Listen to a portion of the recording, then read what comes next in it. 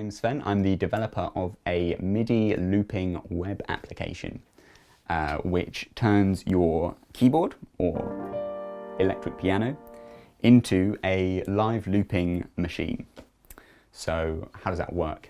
Basically, live looping is just building up different loops of sound. So I'm just going to use one of my keys that I've mapped on my keyboard here within the app to start and stop the loop, but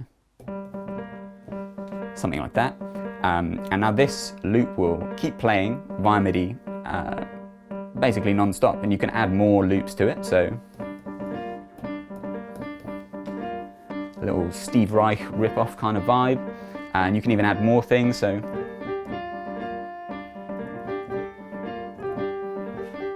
until you get sick of listening to that. So let's stop that now. Now what's cool about this is you might be used to this from audio loopers, where you can build up as many layers as you like. But what's cool about MIDI is that if you, well, I'll just bring these loops back here and demonstrate, but if I double tap on any of these loops, I can bring them in and out and just control them individually. So I can bring the volume down on this one, for example, or bring the volume on this one up, and they're all there still, and I can even increase the speed, for example, make myself sound more skillful. That's the basics of it, but there's much more possible. So you might have noticed this was only piano, but most keyboards have over 200, like 250 different instruments, which should be more than enough for anything you want to do. So I've mapped those to the keys here. So we've got piano, bass, all of these instruments, and of course drums. And we've also got other buttons here, such as these up and down buttons, which are the changing the octave. So you can just do very little cool runs like that. So another thing you might want to do is have two hands start playing something, so you can't really get back to the loop button quick enough there. So if you hit this shift button, this loop button now will wait for you to start playing. So let's try that. So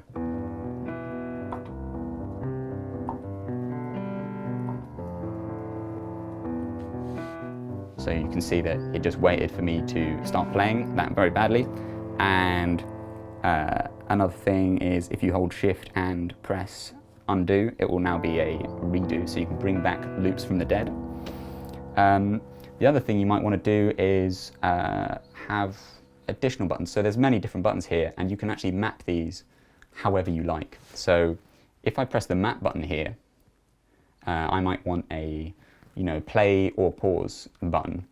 And the way I do that is I just press on the button that I want to map to, so the pause button there, and then press a key on my keyboard. So I'm just going to press this one down here, and that has now a loop, so I'll go out of the mapping mode.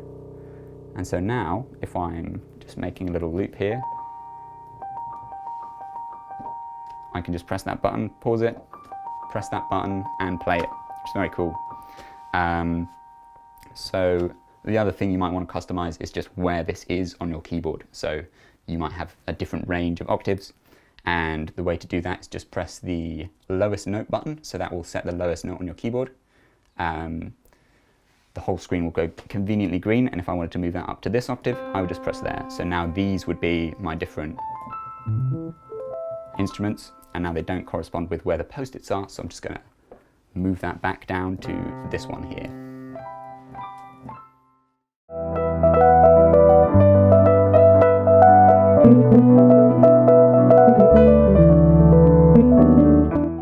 Cool, so now that we've gone through all that, let's just have a mess around and see what loops we can come up with. So it's always good to start with the drums so that you don't lose yourself in some terrible rhythm.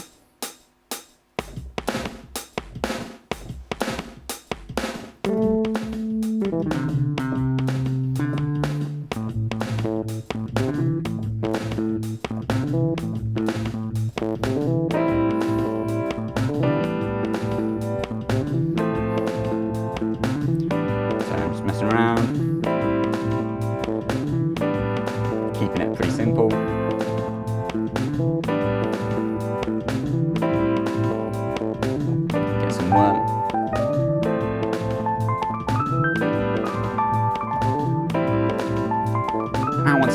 bit too crowded. Also just the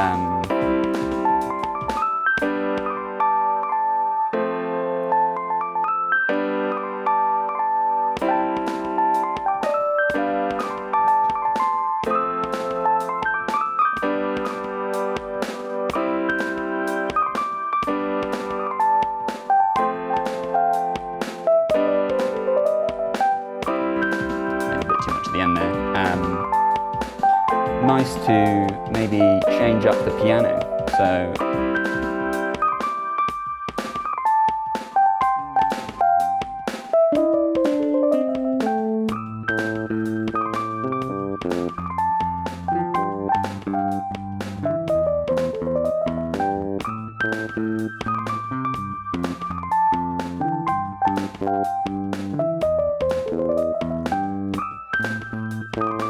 this product does not correct mistakes, so ideally, so having developed this, let's slow that down.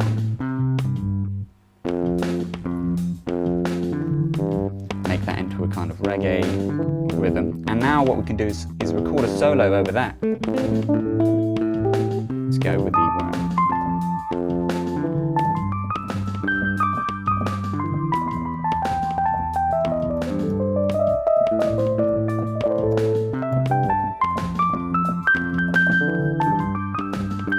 And then speed that back up.